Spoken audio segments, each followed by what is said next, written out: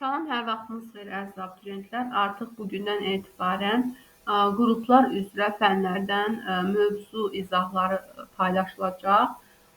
Mövzuların ətraflı video izahları məhz YouTube kanalımızda sizlərlə paylaşılacaq. Bu missiyanı həyata keçirməkdə başlıca məqsədimiz hər bir abituriyentin rahat ev şəraitində mövzulara daha dərindən yiyələnməsidir. Videomuza keçməzdən əvvəl hər birinizdən xahişimiz odur ki, yeni videolarımızdan anında xəbərdar ola bilməyiniz üçün zəhmət olmasa kanalımıza abunə olaraq videolarımızı bəyənəsiniz. Eləcə də mövzularla bağlı hər hansı sualınız, fikriniz yaranarsa, videonun aşağısında rəy bölməsində fikirlərinizi yaxud suallarınızı ünvanlaya bilərsiniz. Hər birinizə uğurlar arzu edirik. Elə isə videomuza keçdirək. Bugünkü dərsimiz tarix fənni üzrə ilk mövzu olan Azərbaycan İbtidai İcma Quruluşunda mövzusu olacaq. Bildiyiniz kimi fundamental mövzudur. Tarixi daha dərindən bilmək və tarix fənninə daha dərindən yiyələnmək istəyirsinizsə, məhz aparıcı fundamental mövzu Azərbaycan İbtidai İcma Quruluşunda mövzusudur. Odur ki, videomuzu sona qədər izləyin və hər bir detaldan ətraflı şəkildə məlumatlı olun.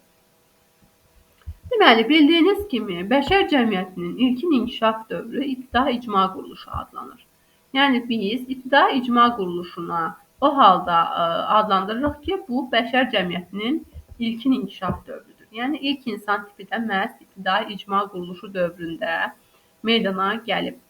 İbtidai İcma Quruluşunun inkişafı və dağılması bir sıra amillərlə bağlı idi. Bu amillərdən ən önəmlisi hər bir ölkənin təbii coğrafi şəraiti və təbii resurslarının dəyişikliyi ilə bağlıdır. Bildiyiniz kimi, ölkələrin yerləşdiyi coğrafi mövqe, təbii resurslarının zəngin olub-olmaması, onun iqtisadi, sosial, siyasi və yaxud digər sahələr üzrə, bütün sahələr üzrə inkişafına birmənalı olaraq təsir göstərir. Məhz İbtidai İcma Quruluşunun da yaranması, inkişafı və dağılması məsələləri hər bir ölkənin təbii coğrafi şəraiti və təbii resursları ilə bağlıdır. Buna nümunə olaraq sizə qeyd edə bilərik ki, hal-hazırda dünyada Avropa ölkələri aparıcı mövqeyə malikdir. Xüsusilə də digər ölkə, Amerika dünyanın əsas ölkəsidir. İqtisadi baxımdan güclü inkişaf etmiş bir ölkədir. Ancaq bir tərəfdən dünyanın ən inkişaf etmiş ölkəsi Amerikadır. Digər tərəfdən dünyanın ən az inkişaf etmiş ölkələri sırasına Afrika ölkələri daxildir. Fikir versəniz, görərsiniz ki, bu inkişaf səviyyəsi arasında olan paradoksal vəziyyət məhz ölkələrin yerləşdiyi təbii coğrafi şərait və təbii resurslarla sıx şəkildə bağlıdır. Amerika coğrafi baxımdan sırf belə deyək, ticarət mövqeləri olsun, siyasi iqtisadi mövqe olsun, daha əlçatan ərazidə yerləşir. İstər mühit olsun, ətrafında yaşayan xalqların bilik səviyyəsinin inkişaf tendensiyası olsun. Yəni, bir çox nüansları biz bura aid edə bilərik. Ancaq Afrika ölkələri daha çox səhralıq ərazidir. Hava şəraiti də burada çox acınacaqlı vəziyyətin yaranmasına gətirib çıxarır. Torpağın münbit olmaması, onların əkinçiliklə, maldarlıqla məşğul olması istiqamətində müəyyən çətinliklər yaradır. Onların iqtisadi vəziyyətinə də bu birmənalı olaraq təsir göstərir. Yəni, gördüyünüz kimi, dünyada inkişaf tendensiyasının paradoks vəziyyəti alması və bir-birinə təzadlı olmasının başlıca səbəbi məhz ölkələrin yerləşdiyi təbii coğrafi şərait, ölkələrin elmi bilik səviyyəsinin, innovativ resurslarının inkişaf səviyyəsi ilə, təbii resursları ilə sıx şəkildə bağlıdır. Məhz bu nöqteyi nəzərdən çıxış edərək biz deyirik ki, İbtidai İcma Quruluşunun inkişaf və dağılması ilk olaraq hər bir ölkənin təbii coğrafi şəraiti və təbii resursları ilə sıx olaraq bağlıdır. Qeyd edək ki, Azərbaycan dünyanın ən qədim mədəniyyət ocaqlarından biridir. Bunun başlıca səbəbi isə ölkəmizin az öncə də qeyd etdiyimiz kimi təbii coğrafi baxımdan münbit şəraitə malik olması, təbii resurslarının zəngin olması, Dünyanın iqlim qurşaqlarından 9-unun Azərbaycanda olması, yerüstü və yeraltı sərvətlərlə zəngin olması kimi nüanslar bura daxildir. Yəni Azərbaycan istər ticarət şəhərlərindən biri olub, qədimdə və hal-hazırda da dünyanın ticarət mərkəzlərindən biri olaraq fəaliyyət göstərir və qədim dövrdə də hələ ta ibtidai icma quruluşu dövründə də ilk insan tipləri yaşamaq üçün ən münbit əraziyə malik olan Azərbaycanı seçirdilər. Və Azərbaycanda ibtidai insanların məskən salmasına bir sıra amillər şərait yaradırdı. Bu amillərdən 3 əsas amili xüsusi olaraq vurğulamaq istəyirəm. İlk amilimiz şirin su qaynaqlarının mövcudluğudur. Bildiyiniz kimi su varsa həyat var. Birazdan da vurğulayacağıq ki, insanlar daha çox çay kənarı ərazilərdə məskunlaşmağa can atırdılar. Bunun başlıca səbəbi isə əkinçilik və maldarlıqla məşğul ola bilməkləri, torpağın münbitliyinin olması, bilirsiniz ki, su kənarıdırsa, əkinçilik sahəsində suvarma sistemlərindən daha yaxşı istifadə edə bilirlər, suyun daşınması olsun. Bu eləcə də heyvandarlıq, maldarlıq üçün də xüsusi əhəmiyyət kəsb edir. Yəni bu baxımdan eləcə də insan, eləcə də digər bütün canlılar çalışırlar ki, su olan ərazilərdə yaşam tərzi, həyat tərzini sürsünlər. İkinci vacib nüansımız bitki və heyvanat aləminin zəngin olmasıdır. Bildiyiniz kimi ilkin dövrlərdə ibtidai insanlar sadəcə ovçuluq və yığıcılıqla məşğul olurdular. Çünki onlar hələ maldarlıq və əkinçiliklə bağlı ilkin təsəvvürlərə malik deyildilər. Bunu çox dövr sonra öyrənmişdilər, mənimsəmişdilər. Azərbaycan da ovçuluq və yığıcılıq üçün ilk insanların əsas məşğuliyyətidir. Bitki və heyvanat aləminin zəngin olduğu diyarlardan biridir. Üçüncü vacib nüansımız təbii mağaraların olmasıdır. Çünki qədim insanların yaşaması üçün soyuqdan, hər cür hava şəraitindən, təbii fəlakətlərdən qorunması üçün onların mağaralara ehtiyacı var idi. Və Azərbaycan da təbii mağaralarla zəngin bir əraziyə malikdir. Azərbaycanda ilk insan dəstələri eramızdan 1,5 milyon il əvvəl meydana gəlmişdir və qədim yaşayış məskənləri Qarabağda, Naxçıvanda və Qazaxda, eləcə də Lerik rayonlarının əraziləri hesab olunur və xüsusilə də ilk insan tipi olan Azıq adamı, yəni Azıxantrop məhz Qarabağın Azıq mağarasında yaşamışdır və arxeoloji qazıntılar nəticəsində tədqiq olunmuşdur Azıq mağarası. Eləcə də Qarabağda Azıq Tağlar mağaraları, Naxçıvanda qazma, Qazaxda damcılı və daş salahlı, Lerikdə Büzeyir rayonlarının əraziləri qədim insanların yaşaması üçün əlverişli ərazilərdən hesab olunur. İbtidai icma quruluşunun gəlin dövrlərinə baxaq. Şərti olaraq ibtidai icma quruluşu 3 əsas dövrə bölünür. Qeyd edək ki, bəzən abituriyentlər xüsusi bir nüansı diqqətdən yayındırırlar. Belə ki, əziz abituriyentlər, əgər biz dövrdən danışırıqsa, burada ardıcıllığa xüsusi olaraq diqqət yetirməliyik. Bəzən abituriyentlər bunu belə əzbərləyirlər, ancaq mahiyyətinin fərqinə varmırlar. Məsələn, abituriyentlərdən soruşduğumuz zaman ki, İbtidai icma quruluşu neçə yerə bölünür? Deyirlər daş dövrü, dəmir dövrü, tunç dövrü və yaxud dəmir dövrü, daş dövrü, tunç dövrü. Yəni fikir versəniz, ardıcıllığı qorumadan sadəcə əzbərləyiblər deyə bunu belə qarışıq, xaotik şəkildə bildirməyə çalışırlar. Ancaq siz bilməlisiniz ki, ibtidai icma quruluşunun dövrləri ardıcıllıqla sadalanmalıdır. İlk olaraq daş dövrü gəlir, daha sonra tunç dövrü gəlir, daha sonra isə dəmir dövrü gəlir. Bəs bu dövrlər nə üçün belə daş, tunç və dəmir olaraq adlandırılır deyə bir çox abituriyentlər bizə sual verir dərsdə.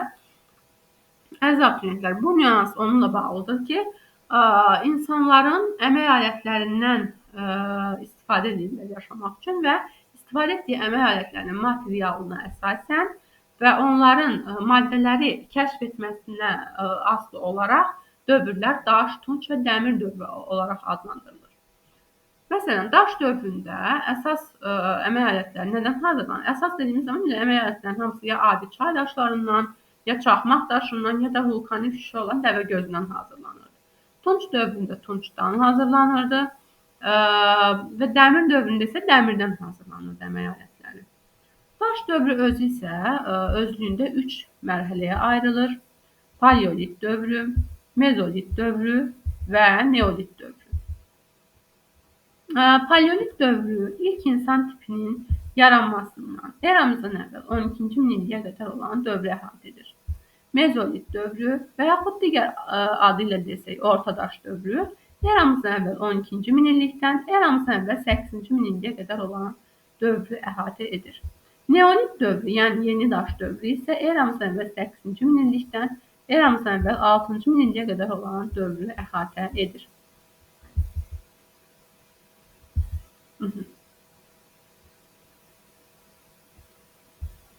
Qeyd etdik ki, paleolit dövrü qədim daş dövrüdür və paleolit dövrü özü də özlüyündə 3 mərhələyə ayrılır. Alt paleolit dövrü ilk insan tipinin yaranmasından 100 min il əvvələdək, orta paleolit dövrü 100 min il əvvəldən eramızdan əvvəl 40-cı minillik, ancaq müasir mənbələrdə hal-hazırda testlərin 90%-də cavab olaraq 35-ci eramızdan əvvəl 35-ci minilliyə qədər olaraq davam etdiyi bildirilir. Ancaq bəzi mənbələr 40-cı minilliyə qədər davam etdiyini, bəziləri isə 35-ci minilliyə qədər davam etdiyini bildirirlər. Yəni siz də əgər hər hansı bir testdə cavabı doğru cavab olaraq 40-cı minillik olan variantı görsəniz, heç də tərəddüd etməyin, bilin ki, bəzi mənbələrdə orta paleolit dövrünün eramızdan 100 min il əvvəldən eramızdan əvvəl 40-cı minilliyə qədər olduğu bildirilir. Bəzi mənbələrdə isə 35-ci minilliyə qədər davam etdiyi bildirilir, təbii ki, eramızdan əvvəl. Üst paleolit dövrü isə eramızdan əvvəl 35-ci minillikdən və yaxud digər 40-cı minillikdən eramızdan əvvəl 12-ci minilliyə qədər davam edir. Yəni ancaq siz deyək ki, 99% eramızdan əvvəl 35-ci minilliyi götürəcəksiniz. Üst paleolitdə eramızdan əvvəl 35-ci minillikdən eramızdan əvvəl 12-ci minilliyə qədər davam edilmiş kimi götürəcəksiniz.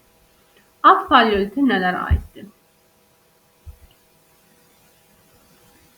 Qeyd etdiyimiz kimi alt paleolit dövrü ilk insan tipinin yaranmasından 100 min il əvvələ qədər olan dövrü əhatə edir və Azıq mağarası əsasında öyrənilmişdir. Niyə? Çünki ilk insanlar, məhz alt paleolit dövründə yaşayan insanlar Azıq mağarasında yaşayırdılar və onlara Azıq adamı yaxud digər adı ilə desək Azıxantrop da deyirdilər. Və ilk insan tipinə, yəni Azıxantropa bacarıqlı insanın yaranması ilə başlanmışdır. Ona görə bu dövrdə yaşayan insanlara bacarıqlı insan deyirdilər. Və əmək alətləri dövrün adından da məlum olduğu kimi adi çay daşlarından hazırlanırdı. Və sizə testdə sual düşsə ki, odun kəşfi, odla tanışlıq hansı dövrdə olmuşdur, deyəcəksiniz alt paleolit dövründə. Ancaq odun kəşfi iki məsələdən ibarətdir. Təbii odun kəşf olunması var və bir də süni odun kəşf olunması var. Təbii od dedikdə nə nəzərdə tutulur, ona gəlin diqqət edək. Təbii od odur ki, şimşək çaxması yaxud ildırım vurması nəticəsində ilk insanlar görüblər ki, məsələn, ağac yanır və onlar beləcə odla tanış olublar. Və yaxud süni oda gəlin nəzərdə. Süni od isə insanların özləri tərəfindən təbii odu kəşf etdikdən sonra özləri tərəfindən yaratmağa çalışdıqları od nəzərdə tutulur. Süni odu yaratmaq üçün insan özü yaradır və yaratmaq üçün çaxmaq daşlarını bir-birinə sürtərək yaranan qığılcım nəticəsində ağac budaqlarını, yarpaqları yandırması nəticəsində yaratdıqları oddur. Yəni çaxmaq daşlarını bir-birinə sürtdükdə kibrit effekti yaradır.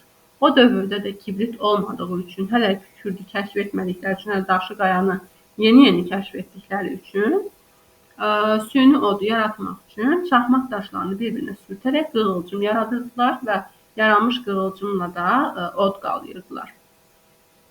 Və odun kəşfi, odla tanışlıq eramızdan 700 min il bundan əvvəlki tarixə aiddir.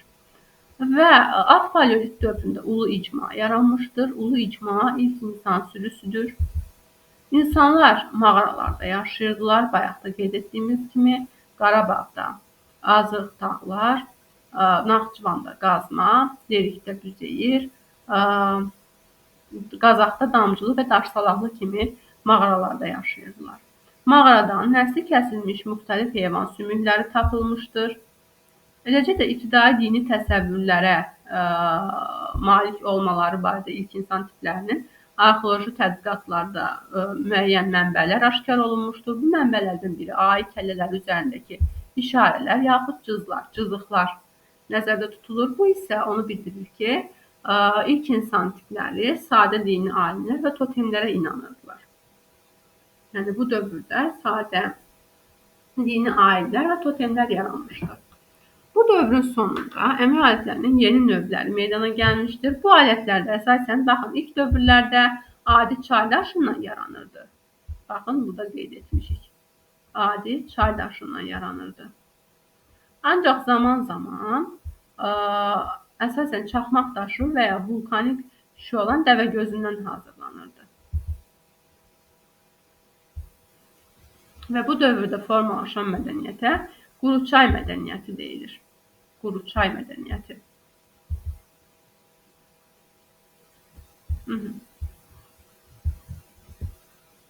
İndi isə gəlin Azıq adamı ilə bağlı aparılmış kiçik bir tədqiqata nəzər yetirək.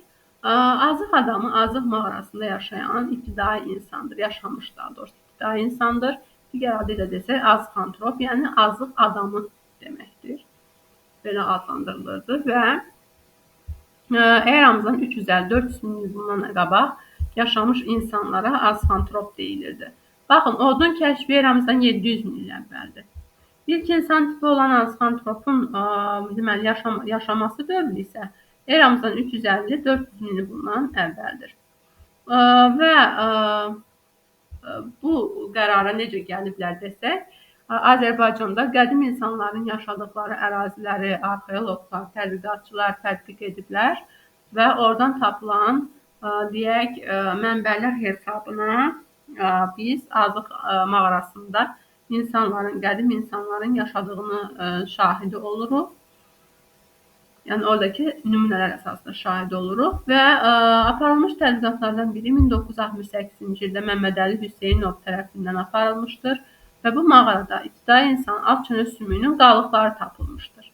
Və məhz bu qədim insan alt çənə sümüyünün qalıqları sübut edir ki, azıqantroplar Azıq mağarasında eramızdan 354 min il bundan əvvəl yaşamışdılar. İndi isə gəlin Orta Paleolit dövrünə keçək. Orta Paleolit dövrü Müstiyə mədəniyyəti adlanır. Baxın, Alt Paleolit dövrünə biz deyirik Quruçay mədəniyyəti. Orta Paleolit dövrünə isə deyirik Müstiyə mədəniyyəti. Və Orta Paleolit dövrü eramızdan 100 min il bundan əvvəldən eramızdan əvvəl 35 min il əvvələ qədər davam etmişdir daha doğrusu. Və Alt Paleolitdə fikir versəniz, biz Qarabağ ərazisində olan Azıq mağarasından daha çox danışdıq. Yəni Alt Paleolit dövründə insanlar xüsusi olaraq Azıq mağarasında məskunlaşmışdılar, ancaq zaman keçdikcə təbii ki, ovçuluq və yığıcılıqla məşğul olduqları üçün təbii ki, təbiətin sərvətləri tükənirdi. Xüsusilə də qış fəslində bildiyiniz kimi ağaclar yarpağını da tərtəmiz tökür, heç bir meyvə olmur ağacların üstündə. Ona görə ibtidai insanlar yerlərini dəyişməyə məcbur olurdular.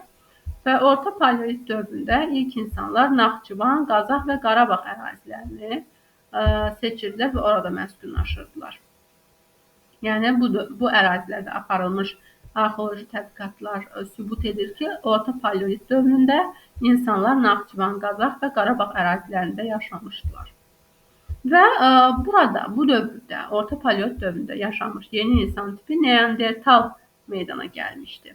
Baxın, Alt Paleolit dövründə bacarıqlı insandan danışdıq. Gəlin qara ilə ya da göylə eləyim. Baxın. Alt Paleolit dövründə biz bacarıqlı insanın yaşadığını vurğulamışdıq burada.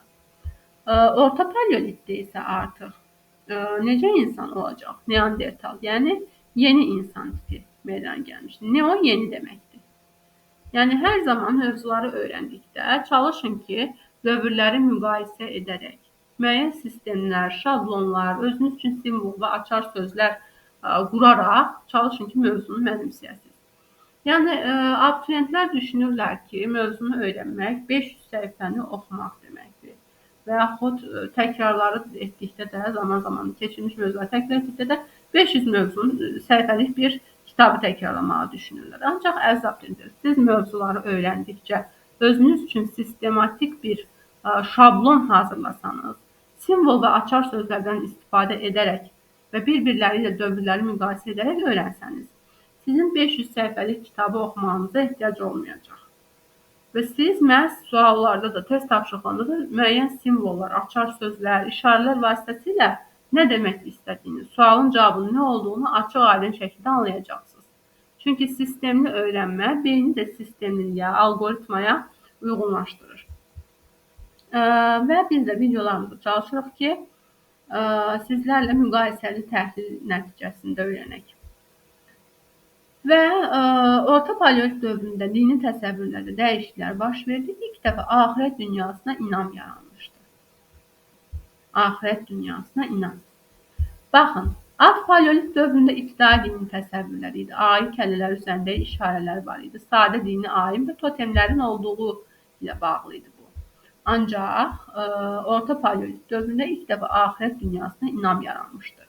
Baxın, axirət dünyasına inam. Əgər testə düşsə ki, ilk dəfə axirət dünyasına inam hansı dövrdə yaranmışdı? Orta paleolit dövründə deyəcəksiniz. Yox, düşsə ki, ilk sadə din, ayinlər və totemlər, ibtidai dini təsəvvürlər hansı dövrdə yaranmışdı? Deyəcəksiniz alt paleolit dövründə. Və orta paleolit dövründə təbiət qüvvələrinə inamla bağlı dini təsəvvürlər də formalaşmağa başlamışdı. Orta paleolit dövründə ulu icma tədricən sıradan çıxmış və qəbilə icması yaranmağa başlamışdı. Baxın, əziz abituriyentlər, xüsusi nüans yetirilməli məqamlardan biri də bu məqamdır. Bəzən abituriyentlər çaşırlar, deyirlər, bəs müəllim, üst paleolit dövründə idi axı qəbilə icması. Xeyr, əziz abituriyentlər, yaranmağa başlamışdır deyirsə, qəbilə icması yaranmağa başlayıb orta paleolitdə. Ancaq qəbilə icması hökm sürürdü, yəni tam formalaşmışsa deyirsə, bu artıq üst paleolitə aiddir, orta paleolitə aid deyil. Baxın, suallarda bu kiçik, xırda, önəmli detallara mütləq şəkildə diqqət yetirin. Ulu icmanın tədricən sıradan, baxın, tədricən sıradan çıxma nə demək? Yəni birdən-birə sıradan çıxmır. Orta paleolitdə birdən-birə qəbilə icması yaranmır, tədricən. Orta paleolitin sonlarına doğru ulu icma sıradan çıxmağa başlayır, qəbilə icması da yaranmağa başlayır. Ancaq nə zaman tam olaraq yarandı desə, deyirik ki, üst paleolit dövründə. Orta paleolit dövründə Qarabağda Azıq Tağlar Zar mağaraları əsasında öyrənilir. Naxçıvanda Qazma mağarası əsasında, Qazaxda isə Daşsalaqlı mağaraları əsasında öyrənilir. Baxın, burada isə süni odun əldə olunmasını öyrənir insanlar. Baxın, az öncə də qeyd etmişdik. Təbii oduna tanışlıq alt paleolit dövründədir. Baxın, burada da qeyd kimi götürmüşük ki, abituriyentlər üçün asan olsun. Təbii odla tanışlıq alt paleolit dövründədir. Süni odun yaranması orta paleolit dövründədir. Aydındır, əziz abituriyentlər. İndi isə gəlin üst paleolit dövrünə keçid edək. Üst paleolit dövrü eramızdan əvvəl 35-ci minillikdən eramızdan əvvəl 12-ci minilliyə qədər olan dövrü əhatə edir və artıq üst paleolitdə yaşamış insan tipinə müasir insan tipi, ağıllı insan tipi, digər adıyla desək, Homo sapiens adlanırdı. Baxın, əziz abituriyentlər.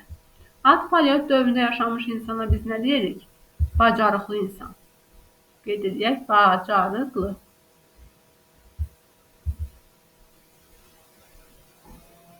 Burada bilmədim. Alt paleolitdəkinə deyirik, bacarıqlı insan. Orta paleolitdəkinə deyirik, neandertal insan, yəni yeni insan tipi. Neandertal.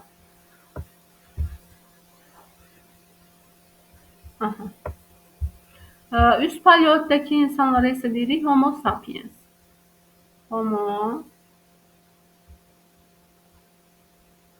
sapiens.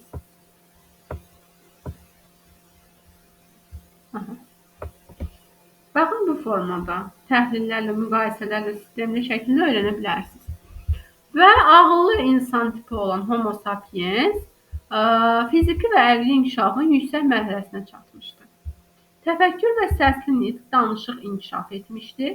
Baxın, inkişaf etmişdi. Ancaq qırıq-qırıq səslərlə danışırdılar. Bu dövrdə iqlim mülayimləşmiş, bitki və heyvanat aləmində, eləcə də ictimai həyatda xeyli dəyişikliklər baş vermişdi. Ulu icma dağılaraq qəbilə icmasına çevrilmişdi. Baxın, az öncə qeyd etmişdik ki, orta paleolit dövründə ulu icma tədricən dağılaraq qəbilə icması formalaşmağa, yaranmağa başlayırdı. Ancaq üst paleolit dövründə qəbilə icmasına çevrilmişdi, yəni qəbilə icması yaranmışdı. Bəs qəbilə icması nədir? Qəbilə qan qohumu olan insanların birliyidir. Baxın, burada qeyd etmişik ki, qəbilə icmasının əsasında qan qohumu olan insanların birliyi təşkil edir. Qəbilə icmasının nəsli qəbilə deyilir və ana xətti ilə qohumluq əsasında birləşmişlər. Baxın, niyə ana xətti ilə? Çünki ovçuluq və yığıcılıqla məşğul olurdular. Daha çox ev işlərindən ibarət idi həyat tərzi. Yəni, qadın əməyinə daha çox üstünlük var idi. Ona görə deyirik ki, ana xətti ilə. Ancaq fiziki işlər artdıqca, maldarlıq, necə deyək, ovçuluq, ox və kaman inkişaf etdikcə, hətta daha sonra vurğulayacağıq, xış əkinçiliyinə keçid olduqca, qoşqu alətlərindən, böyük suvarma sistemlərindən istifadə hökm sürdükcə artıq ana xaqanlığından ata xaqanlığına keçid baş verəcək zamanla. Ancaq üst paleolit dövründə hələ ki ana xaqanlığı hökm sürür. Matriarxat ana xaqanlığı deməkdir. Nəsli qəbilə icması ana xaqanlığı adlanır. Bu dövrdə ana xaqanlığı dövrü deyilir. İnsanlar bu dövrdə əsasən mağara, qazma və yerüstü komalarda yaşayırlar. Baxın, burada yaşayış yerlərinə yenilik gəlir. Əvvəllər, yəni alt və orta paleolit dövründə insanlar sadəcə və sadəcə mağaralarda yaşayırlar. Ancaq üst paleolit dövründə qazma və yerüstü komalarda yaşayırlar. Qazma nədir? Quyular qazırdılar, quyunun dərinliyinə, dibinə enib orada yaşayırlar. Yerüstü komalarda özləri bacardığı kimi ibtidai şəkildə ağacların budaqlarını üst-üstə yığaraq, təbii ki, kör-təbii şəkildə komalar düzəldirdilər və orada yaşayırdılar. Bu dövrdə bir sıra maddi qalıqlara Qarabağ və Qazax bölgələrinin paleolit düşərgələrində daha çox rast gəlinir. Və əmək alətlərində də burada bir yenilik, innovasiya gəlir. Qaşovlardan, biz, gəzli, üçbucaq alətlərdən istifadə edirdilər. Baxın, alt və orta paleolit dövründə adi çay daşı, çaxmaq daşı, vulkanik şüşə, dəvəgözündən istifadə edirdilər. Ancaq üst paleolit dövründə onlarla bərabər qaşovlardan, biz, gəzli və üçbucaq alətlərdən istifadə geniş yayılmışdır. Bu dövrdə bir sıra heyvanların nəsli kəsilmişdir. Çünki biz qeyd etdik ki, iqlim mülayimləşmişdir. Aydındır. Habelə ictimai həyatda xeyli dəyişikliklər baş vermişdir. Məhz iqlimin mülayimləşməsi sərt iqlim şəraitinə uyğunlaşmış heyvanların nəslinin kəsilməsi ilə nəticələnmişdir. İbtidai insanların yaratdığı və tələffüz etdiyi sözlər təsərrüfat həyatı ilə bağlı tək-tək sözlərdən, ifadələrdən ibarət olmuşdur. Daş və sümük üzərində işlənmiş incəsənət nümunələri meydana gəlməyə başlamışdır. Yəni, bu dövrdə aparılmış arxeoloji qazıntılar nəticəsində daşların üzərində cızlar, müəyyən işarələr tapılmışdır. Sümüklərin üzərində müəyyən naxışlar, işarələr, cızıqlar görüblər. Və bundan da arxeoloji tədqiqatlar nəticəsində tədqiqatçılar belə bir qərar gəliblər ki, həmin dövrlərdə, yəni üst paleolit dövründə daş və sümük üzərində işlənmiş incəsənət nümunələri meydana gəlməyə başlamışdır. İndi isə keçirik mezolit dövrü, orta daş dövrünə. Mezolit dövrü eramızdan əvvəl 12-ci minillikdən eramızdan əvvəl 8-ci minilliyə qədər olan dövrü əhatə edir. Mezolit dövrü Qobustan abidələri əsasında öyrənilirdi. Qobustan ərazisi bilirsiniz ki, Bakı yaxınlığında olan ərazidir. Baxın, burada xüsusi bir nüansı diqqətinizə çatdırmaq istəyirəm, əziz abituriyentlər. Alt, orta, üst paleolit dövründə. Alt paleolit dövründə vəbşə insanlar Qarabağ ərazisindən çıxmırlar, orada yaşayırlar. Daha sonra iqlim dəyişdikcə, xüsusilə də onların fəaliyyəti ovçuluq və yığıcılıq idi. Ovlamaq və bitkiləri, meyvələri yığmaq üçün ağaclarda və yaxud torpaqda bitkilərin olması lazımdır. Axı onlar sadəcə yığır, ancaq istehlak edir. İstehsal eləyə bilmirlər, əkinçilik eləyə bilmirlər, hələ heyvan əhəlləşdirə bilmirlər.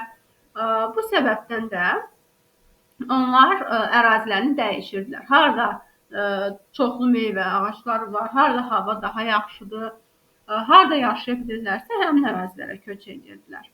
Yəni təbiətin resursları bitdikcə yerlərini dəyişirdilər. Və burada da gördüyünüz kimi Qarabağdan daha sonra üst paleolitdə və orta paleolitdə Naxçıvana, Qazaxa yer dəyişmə elədilər. Mezolit dövründə isə artıq Qobustanda məskunlaşmağa başladılar. Bunu isə Qobustan qayalarında aparılmış cızlar, qayalar üzərində aparılmış elmi tədqiqatlar, gəmiqaya rəsmləri sübut edir. Və mezolit dövründə yaşayış üçün əlverişli iqlim şəraiti olmuşdur. İnsanlar qəbilə halında yaşayırdılar. Qəbilə halında yaşamaq tam şəkildə üst paleolitdə yaranıbdır.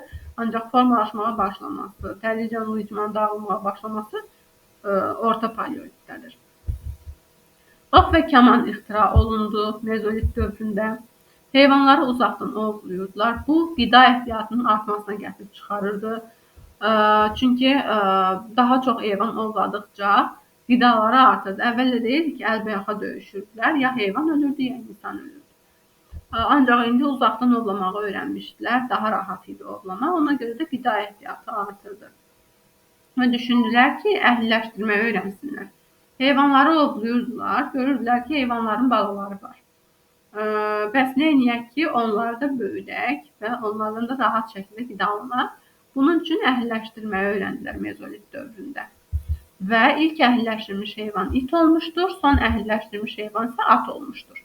Əhliləşdirmə tam şəkildə bitmişdir eneolit dövründə. Qeyd etdiyimiz kimi qida ehtiyatı artmışdır, çünki uzaqdan ovlamağı öyrənmişdilər. İlk ibtidai əkinçilik və ibtidai maldarlığın əsası qoyulmuşdu və maldarlığın əsası necə qoyuldu? Əhliləşdirməyi öyrəndilər axı, ona görə maldarlığın əsası qoyuldu. Mənimsəmə təsərrüfatından və yaxud istehlak təsərrüfatından istehsal təsərrüfatına keçidin əsası qoyuldu. İstehlakçı alıcıdır, istehsalçı istehsal edən tərəfdir. Onlar mezolit dövrünə qədər istehlakçı idilər. Yəni ancaq təbiətdən alırdılar. Təbiətə heç bir şey verə bilmirdilər. İstehsal yox idi. Amma mezolit dövründən başlayaraq artıq istehsal təsərrüfatına keçidin əsası qoyulmuşdu. Çünki əkinçiliyi, maldarlığı öyrənmişdilər. Əmək alətləri yenə əsasən çaxmaq daşından və sümükdən hazırlanırdı. İnsanlar kiçik ölçülü mikrolit alətlərdən istifadə etməyə başlayırdılar. Mezolit dövründən etibarən suala düşə bilər.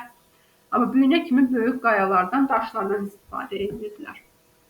Ancaq mezolit dövründən etibarən kiçik ölçülü mikrolit alətlərdən istifadə etməyə başladılar. Sümükdən biz, oxucu, eləcə də balıqçılıqda istifadə olunan alətləri düzəldirdilər. İlkin toxuculuq yaranmışdı, sümüyatı kəşf etmişdilər ki, ondan biz düzəldə bilirlər. İnsanlar əsasən ovçuluq, yığıcılıq və balıqçılıqla məşğul olurdular. Ağacın içini oyurdular və özlərinə qayıqlar düzəldirdilər. Qəbirlərdən birində məişət əşyaları və ibadətlə bağlı iri daş büt tapılmışdı. Bu onu göstərirdi ki, onlar axirət dünyasına inanırlar. Eləcə də ölüləri bastıran zaman, dəfn edən zaman onları məişət əşyalarından birlikdə bastırırlar. Yəni düşünürdülər ki, ölümdən sonra həyat var və ölən şəxsin digər dünyada, bu dünyada alətlərinə, əşyalarına ehtiyacı olacaq. Buna görə ölüləri əşyalarıyla birgə bastırırlar. Bunu da arxeoloji qazıntılar zamanı yenə tədqiqatçılar müəyyənləşdirmişlər. Onlar görmüşlər ki, böyük insan skeletləri ətrafında isə çoxlu saxsı qablar, qəribə əşyalar var. Və onlar bu qənaətə gəldilər ki, mezolit dövründə axirət dünyasına inan, eləcə də ölümdən sonraki həyata inan formalaşmışdır. Çünki əşyalarla birlikdə dəfn edirdilər. Qobustanda dedik ki, qayıq rəsmləri var, gəmi-qaya rəsmləri deyirik ona. Bu gəmiçiliyin tarixini araşdıran Norveç alimi Thor Heyerdalın diqqətini çəkmişdi. Azərbaycana 20-ci əsrin sonunda səfər etmiş və arxeoloji tədqiqatlar aparmışdır. Və bu zaman Qobustanda qayaların üzərində olan gəmi-qaya rəsmləri əsasında düşünmüşdür ki, belə qərar gəlmişdir ki, Azərbaycan gəmiçiliyin meydana gəldiyi ən qədim diyardır. Çünki insan olmayan bir şeyi çəkə bilməz. Yəni gözünün önünə gətirə bilməz. Deməli, vardır ki, həmin dövrdə olub ki, nə ediblər? Gəmi-qaya rəsmlərinə, gəmi-qayıq şəkillərini həkk ediblər. İndi isə gəlin neolit dövrünə keçid edək. Neolit dövrü yeni daş dövrü adlanır. Eramızdan əvvəl 8-ci minillikdən eramızdan 6-cı minillikdə olan dövrə əhatə edir. Əhali oturaq həyat tərzinə keçdi. Əkinçilik və maldarlıq yarandı. Baxın, mezolit dövründə istehsaldan mənimsəmədən, istehlakdan mənimsəmədən istehsala keçid dövrüdür, amma keçilməyib. Keçid dövrüdür. Hələ keçməyə hazırlaşırlar. Ancaq əkinçilik, maldarlıq tamamilə yarandı. Nə vaxt? Neolit dövründə. Əkinçilik yarandı. Ona görə torpağı yumşaltmalı idilər ki, əkə bilsinlər bitkiləri. Ona görə torpağı toxa ilə yumşaldırdılar. Mənimsəmə təsərrüfatından istehsal təsərrüfatına keçid başa çatdı neolit dövründə. Əgər sizə sual düşsə ki, mənimsəmə təsərrüfatından istehsal təsərrüfatına keçid nə zaman başladı? Deyəcəksiniz neolit dövründə. Amma keçid nə zaman başladı desə, nə zaman yaranmağa başladı desə, onda deyəcəksiniz mezolit dövründə. İstehsal təsərrüfatı tam olaraq neolit dövründə, yəni yeni dövrdə yarandı. Əkinçilik, maldarlıq əsas məşğuliyyət sahəsinə çevrildi. Ancaq bugünə qədər, yəni neolit dövrünə qədər əsas məşğuliyyət sahəsi nə idi? Ovçuluq və yığıcılıq. Amma mezolit dövründə onlar ibtidai əkinçilik və ibtidai maldarlığı öyrəndilər axı. Artıq neolit dövründə onlar sərbəst əkinçilik və maldarlıqla məşğul olabilirlər. Ona görə artıq neolit dövründə əkinçilik və maldarlıq əsas məşğuliyyət sahəsinə çevrilmiş oldu. Saxsı qabların hazırlanmasına başladılar. Saxsı qablardan hazırlayırlarsa əgər, buna deyirik dulusçuluq inkişaf edir. Dulusçuluğun meydana gəlməsi. Əgər suallarda düşsə ki, dulusçuluğun meydana gəldiyi dövrü seçin, deyəcəksiniz neolit dövründə. Və yaxud saxsı qabların hazırlanmağa başlandığı dövr desələr, deyəcəksiniz neolit dövründə. Toxuculuğun inkişafı, toxuculuqda sümükdən hazırlanmış bizdən yaxud iydən istifadə edirdilər. Fikir versəniz, daş alətləri cilalamağı və deşməyi də öyrənmişlər. Yəni daş işləmə sənəti inkişaf etmişdi. Və bəşər tarixində bu yeniliklər neolit inqilabı adlanır. Niyə? Çünki adamlar bu qədər yenilik eləyiblər.